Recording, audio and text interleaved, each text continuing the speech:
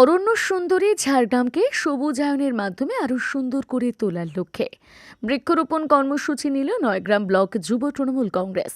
এই রবিবার সংগঠনের পক্ষ থেকে ব্লকের মলম অঞ্চলে হল বৃক্ষরোপণ কর্মসূচি। উপস্থিত ছিলেন ঝাড়গ্রাম জেলা যুব তৃণমূলের সভাপতি আর্য ঘোষ, যুব সাধারণ সম্পাদক কিংসুক রাউত, নয়গ্রাম ব্লক যুব তৃণমূল সভাপতি একাদশী মান্ডি প্রমুখ। এদিন মলম গ্রামে তৃণমূলের যুব কর্মীরা বৃক্ষরোপণ করেন।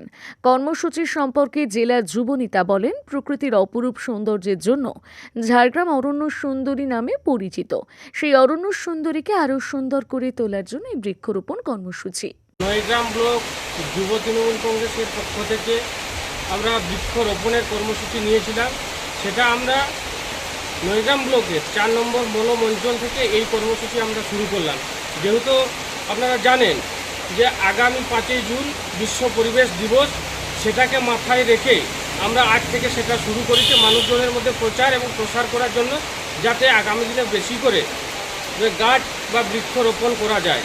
কারণটা হচ্ছে বর্তমান পরিস্থিতিতে বিশ্বায়নের যে উষ্ণতা, সেটাকে আগামী দিনে নিয়ন্ত্রণ যাতে করা যায়, সেই জন্য ব্যাপক হারে এলাকায় প্রচার করা হচ্ছে যুব তৃণমূল কংগ্রেসের পক্ষ থেকে, যাতে ব্যাপক আকারে এলাকায় বৃক্ষরোপণ করা হয়। এবং সেই সঙ্গে আজকের এই কর্মসূচিতে আমাদের সঙ্গে যোগদান দিয়েছিলেন ঝাড়গ্রাম জেলা যুব তৃণমূল কংগ্রেসের সভাপতি আর্য ঘোষ মহাশয়।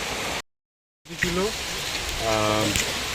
জেলা সাধারণ সম্পাদক কিংসুকের উদ্যোগে এবং নয়গ্রাম 4 নম্বর অঞ্চলের সহযোগিতায় আজকে বৃক্ষরোপণের আমাদের কর্মসূচি ছিল। 4 নম্বর থেকে শুরু হয়েছে এবং আগামী দিন গোটা জেলা জুড়ে এবং নয়গ্রাম ব্লক জুড়ে হবে। এখানে আপাতত আপনার লাগানো হয়েছে 20 চারা। এ থেকে কি বার্তা দিতে চাইছেন আপনি? বার্তা এটাই দিতে চাইছি যে ঝাড়গ্রাম আমাদের সবুজের, আমরা বলি অরণ্য সুন্দরী বলি, যাতে এখানে আরও বিপুল পরিমাণে গাছের সংখ্যা বৃদ্ধি হয়, আমরা তারই লক্ষ্য রেখে এগোচ্ছি।